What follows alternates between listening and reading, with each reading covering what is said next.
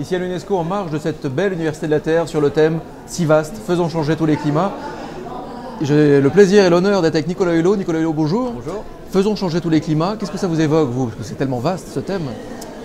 Déjà, si on pouvait un peu détendre l'atmosphère, qu'on voit quand même bien que l'humanité danse un peu sur des braises brûlantes, un peu sur un volcan, pour des choses parfois légitimes et parfois pour des choses futiles.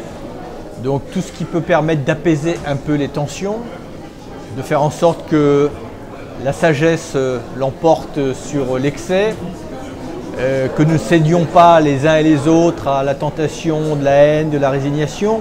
Voilà. Souvent, beaucoup de choses procèdent de malentendus, de manque de communication, de préjugés, procèdent aussi, je dirais, d'hypocrisie, de petite lâcheté. Donc ce n'est pas une simple crise écologique que nous traversons, c'est une profonde crise culturelle parce que je pense qu'on sait plus parler, on sait plus regarder, on ne sait plus où on va et on ne sait plus pourquoi on y va. Si on répond à ces questions, le reste suivra.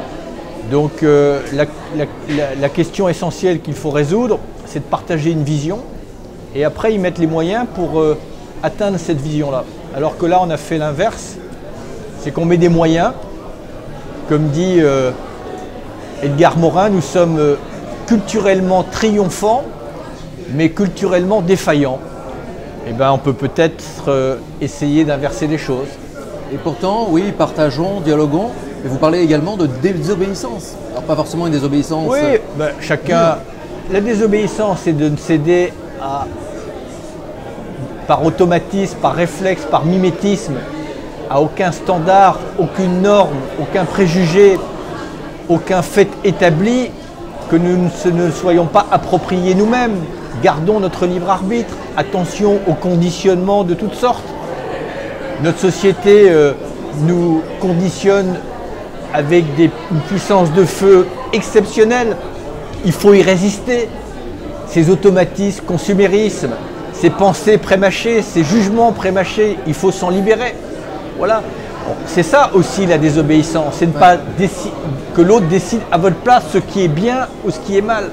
Si vous aviez une seule décision à prendre, là, si vous aviez tous les pouvoirs, aucune contradiction en face, si vous aviez une seule décision, ce serait laquelle pour vraiment avancer les choses? De créer une gouvernance mondiale qui prenne en charge la gestion des biens communs.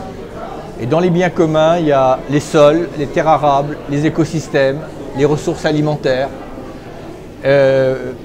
Et peut-être, pourquoi pas, une grande partie des ressources financières de la planète. Merci beaucoup, Nicolas. Merci à vous.